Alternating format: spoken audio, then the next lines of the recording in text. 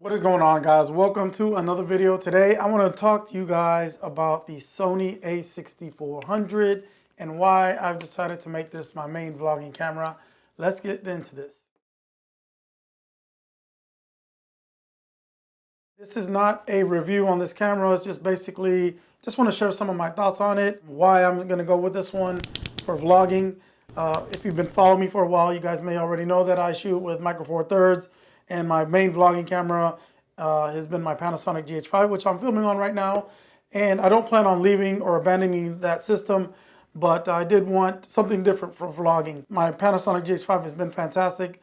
It's been my main camera and what I use for like my freelance work. I'm not getting rid of that anytime soon.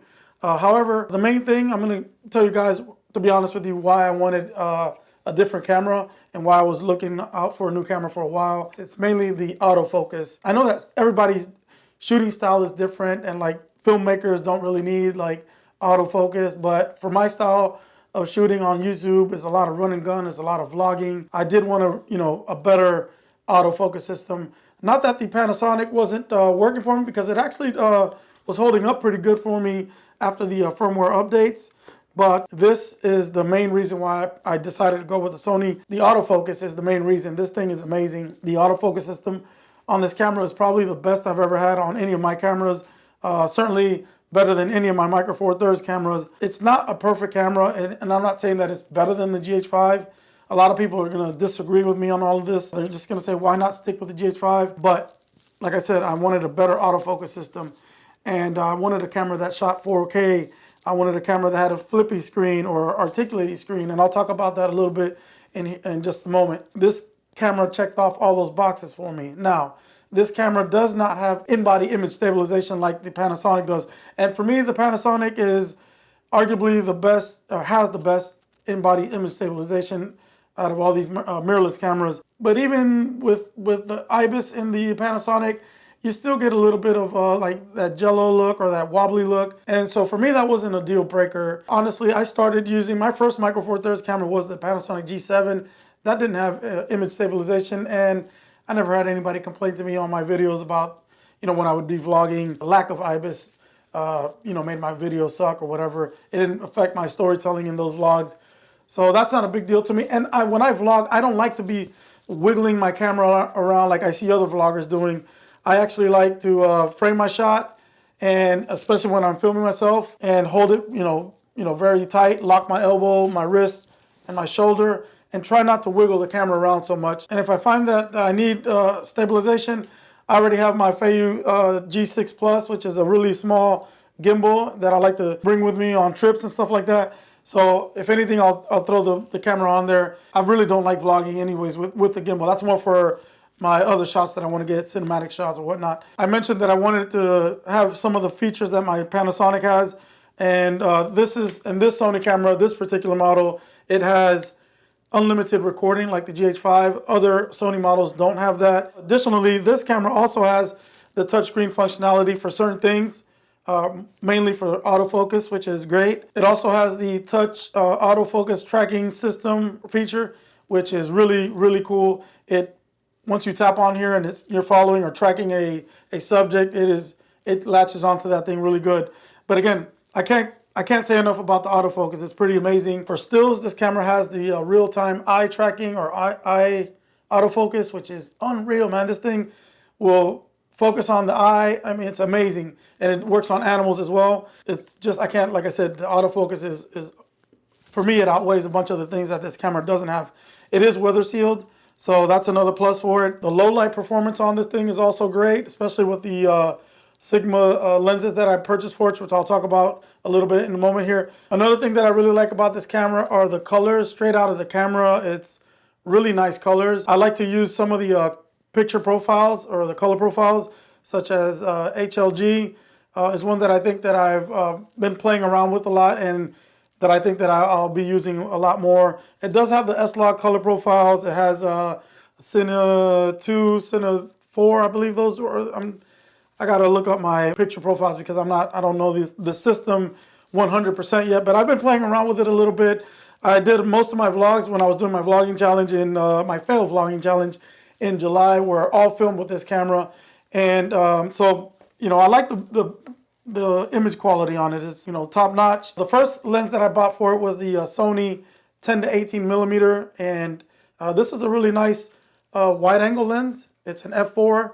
It has image stabilization, which helps because, again, this body does not have image stabilization. But from all the stuff that I read and all the videos that I've watched on the Sony cameras, the in-body image stabilization isn't that great anyways, but it does help, especially for photography. Aside from that, I picked up the Sigma 30mm f1.4, and this is a really nice lens. It's 45mm equivalent in full frame terms, but I've been using this for some portraiture, some street photography, and I know, you know, I'm supposed to be talking about vlogging, but I wanted to bring up this lens because not only do I like the results that I've got in photography or for stills, but for like B-roll, this has been a really nice lens, really nice shallow depth of field and great in low light as well. The last one that I recently picked up about 2 weeks ago and has become my favorite lens for this camera is the Sigma 16mm f1.4. Both of these Sigma lenses do not have image stabilization, but their performance is fantastic. I really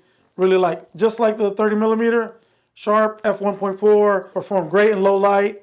And I'm really happy with the that blurred background that I can get with it at f1.4 when I'm vlogging. I just really like that look, and that's one of the other reasons that I wanted to look for a different system, because I really wasn't getting that with my Panasonic GH5. On that camera, I normally vlogged with the 8 to 18mm f2.8. On a Micro Four Thirds system, you're not going to get that much depth of field there. Right now, I am filming on the GH5, and I'm using the Sigma 18 to 35mm with the Viltrox adapter. But I don't like bringing that lens out with me when I'm traveling or even vlogging, because it's just such a massive lens. It's difficult to, you get tired of it. It gets really heavy real fast. Speaking of that, that is another reason why I like this camera, or I picked this camera, is the small form factor. It is very lightweight. Even when I'm not using it with my Manfrotto mini tripod, the Pixie mini tripod. Right here I have about 850 grams. So this is still really lightweight. Now let's talk about a few things that I don't like and that I knew about it going into this, which was the hot shoe, which is right here. So technically, if you're vlogging and you flip your camera up or screen up, the hot shoe is right here. You can't put your mic there. But the quick solution was to buy the Sigma relocation plate, and it moves your microphone to the side like that, and you can vlog with no issue. You can see yourself clearly. You have your microphone out of the way there. Now, speaking of the flip-up screen, I'm not a huge fan of this setup on any camera. I do prefer the fully articulating screen, the flip-out screen.